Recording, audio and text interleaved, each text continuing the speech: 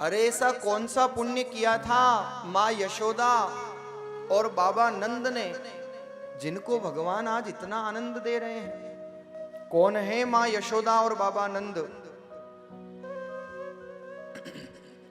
पूर्व जन्म के रत्नेश और रत्नालिका।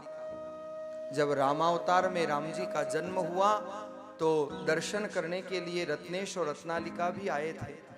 प्रकोष्ठ में बैठ करके चर्चा कर रहे थे और इतने में तो छोटे से बाल रूप राम जी दौड़े दौड़े आए। माँ रत्नालिका को तो इतना रूप देख करके आकर्षण हो गया कि राम को गोद में बिठा करके दुग्धपान कराने लगती है।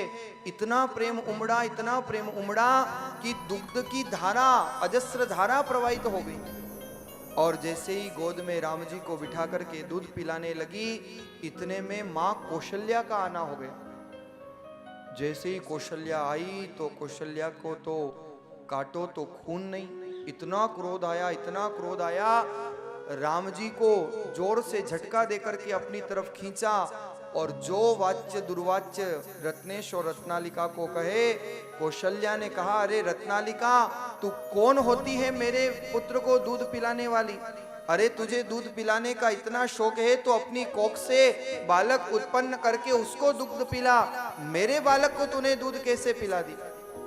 और क्रोध करके राम जी का हाथ पकड़ करके घसीटती हुई आज माँ कौशल्या प्रकोष्ठ के बाहर ले जाती है। लेकिन आप सोचो क्या हाल हुआ होगा रत्नेश और रत्नालिका का। रो रो करके बुरा हाल हो जाता है कि हमारे प्रेम का इतना बड़ा अपमान माँ कौशल्या ने इतना भी ध्यान नहीं दिया।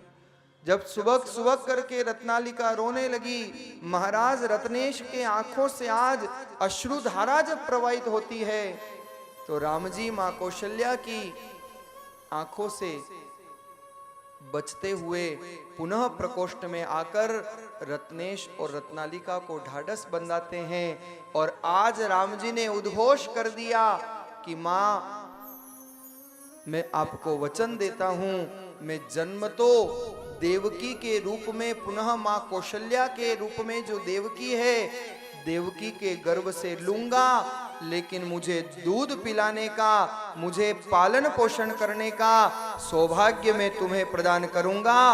और वही रत्नेश रत्नालिका बाबा नंद और यशोदा बन करके आए, जिनको भगवान आज आनंद प्रदान कर रहे हैं। यह भगवान की भक्त वत्सलता, ये रत्नालिका का प्रेम था जो आज यशोदा के रूप में कन्हैया पर उमड़ रहा है।